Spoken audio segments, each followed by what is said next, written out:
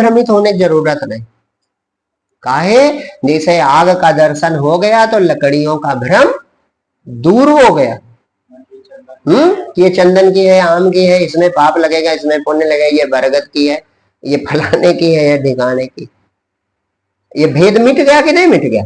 इसी तरह बोध होने पता चल जाता कि एक चैतन्य देव परमात्मा है, वही सब रूप रख लेता। जैसे अभी जो एक उदाहरण आया, का उदाहरण आया, संतों ने हम सबके रुच के अनुसार, ये उदाहरण अभी आया हमारे मन में, इनसे हमने बताया, लेकिन है बड़ा अनोखा, तो इसीलिए आप लोगों को बता दें। हम सबके मन में भेद हो जाता कि हम काली माँ की पूजा की है और गुरु जी तो कृष्ण भगवान की बात कर रहे हैं, तो काली मैया वाला कुछ अगर बतावें तो ठीक है ना? या किसी मन में आके हम तो हनुमान जी के भक्त हैं और गुरु जी तो राम राम किया करते हैं, तो अगर हनुमान जी वाला कुछ बतावें तो वैसे हनुमान राम में ज्यादा भेद नहीं आएगा। लेकिन मान लो कोई शंकर जी का उपासक है, तो वो कहेगा ये तो कन्हैया कन्हैया किया करते हैं और हम तो शंकर जी के उपासक हैं, हम राधा रानी के भक्त हैं, गुरु जी तो राम राम किया करते हैं। तो एक उदाहरण अभी हमारे मन में आया कि ये उपासना पद्धतियां आपने कहां से जानी? आपने खुद तो जानी नहीं कि खुद जानी, और का भगवान को आपने देखा है? दुर्गा जी को देखा कि काली मैया को देखा कि राधा जी को देखा कि हनुमान जी को देखा? किसको देखा है बताओ? किसी को आपने देखा नहीं है और किसी को आपने जाना। तो कहां से आपको मिल गई पूजा पद्धति? ग्रंथों से मिल गई कि कहीं अलग से मिली? ग्रंथों से मिली। अब ग्रंथ लिखे संत ने, ग्रंथ लिखे संतों ने, तो संत तो जानते थे आत्मदेव को, परमात्मा को। जैसे व्यास जी ने लिखा तो व्यास जी ने वेद लिखे, वेद में तो यही कहा गया, अहम ब्रह्मास्मि, अयम आत्मा ब्रह्म, सर्वखलविदं ब्रह्म, तत्त्वमसि, तू ही वो परमात्मा है। अब वेद तो उन्हीं व्यास जी ने लिखे, और वही व्यास जी देवी पुराण लिखते हैं तो उसमें देवी जी की महिमा लिख देते हैं। शिव पुराण लिखते हैं तो शंकर जी को सबसे बड़ा बताते हैं, विष्णु पुराण लिखते हैं तो विष्णु जी को सबसे बड़ा कहते हैं। तो आप हो सकता है भ्रमित हो जाओ। तो एक बात पहले मान जाओ, जो आपका ही अनुभव है कि हम जानते नहीं हैं, अपितु हमें केवल अपने ही ग्रंथों से भगवान के रूप और उनकी पूजा पद्धति प्राप्त हुई। ये तो पक्का है, ये तो काट नहीं सकते। हमें अपने ही ग्रंथों से, कोई किताब आपने पढ़ी होगी तो अपने ही ग्रंथों से हमें भगवान के रूप और उनकी पूजा पद्धति प्राप्त हुई। तो ग्रंथ लिखने के पीछे संतों की मंशा यह थी कि भगवान की, परमात्मा की प्राप्ति मनुष्य का लक्ष्य है, तो जो जिस रुचि का हो, जो जिस भाव का हो, जो जैसा भोजन करता हो, जिस देश में रहता हो, जैसा, वो भी बचे कोई ना, सब भगवान को पा जाए।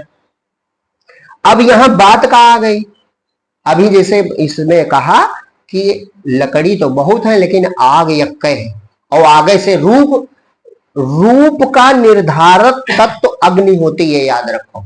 ये जो रूप बना है, चाहे हमारा तुम्हारा रूप हो, और चाहे ये कार बनी हो, चाहे दीवार बनी हो, चाहे पंखा बना हो, चाहे तखत बना हो, रूप कौन बनाता है? अग्नि। और अग्नि के दोनों रूप है, अग्नि दिखाई भी पड़ती है और अग्नि नहीं भी दिखाई पड़ती। ना दिखने वाला रूप जो आग का, गौर से सुन लो, ये आग का न दिखने वाला रूप रूप का साधक है, और आग का दिखने वाला रूप रूप का बाधक है। तो इसी तरह परमात्मा का न दिखने वाला रूप जगत का साधक है, और परमात्मा का जो अतीन्द्रिय रूप दिखने वाला वो जगत का बाधक है। वहां जगत खत्म हो जाता है। जैसे आग प्रकट कर दो, अब आग प्रकट करो तो उसमें चाहे शरीर डाल दो, चाहे ढोलक डाल दो, चाहे कार डाल दो, सबको जला देगा कि नहीं जला देगा? और जलाकर रूप गायब कर देगा। फिर पता नहीं पाओगे शरीर कहां गया। चिता पे जलने के बाद ढूंढ पाते हैं हम? तो आग ने रूप गायब कर दिया कि नहीं गायब कर दिया? तो यह आग रूप का साधक भी है और रूप का बाधक भी है। यही ध्रुव जी ने उदाहरण दिया। तो परमात्मा एक है और उसी के विविध रूप कल्पित कर दिए। किसने? संतों ने। कैसे? जैसे इस लड़के ने कहा हम तो हाथी लेंगे, इन्होंने कहा नहीं हम तो घोड़ा लेंगे, कोई बच्चा हम तो हिरन लेंगे, किसी ने कहा हम तो मोर लेंगे। अब हलवाई ने कहा किया, वो जानता है सब चीनी से बनना है, अब उसमें रंग डाल दिया और उस सांचे में डाल के हिरन और ये मोर और ये वो जो होती ना दिवाली वाली मिठाई भुरकी जिसे कहा जाता है, और बढ़िया रंग बिरंगा हिरन बना दिया, उसके रंग बिरंगा रूप, मोर बना दिया, हाथी बना दिया, घोड़ा बना, बच्चे सब खुश हो गए। काहे, जिसको हिरन पसंद उसे हिरन मिल गया, जिसे मोर पसंद उसे मोर मिल गया, जिसे हाथी पसंद उसे जिसे घोड़ा पसंद उसे घोड़ा मिल गया, अपना अपना खिलौना मिल गया। लेकिन जब बच्चा खाएगा उसे यानी ग्रहण करेगा तो सब में स्वाद यक्के आएगा कि अलग अलग। और अगर सचमुच स्वाद मिल गया बस वो जान जाएगा हाथी हिरन कुछ नहीं भैया सब मिठाई है, झगड़ा खत्म। और जब तक स्वाद न जाने केवल दूर से देखे तो झगड़ा रहेगा, कहेगा ना ना हिरन अलग होता है, वो लाल होता है, हाथी अलग, ये तो भूरा होता है, मोर अलग है, हमने देखा है उसके सतरंगी पंख होते हैं, और सब वही मिठाई चीनी वाले से जो बना है उसी से हाथी घोड़े बने।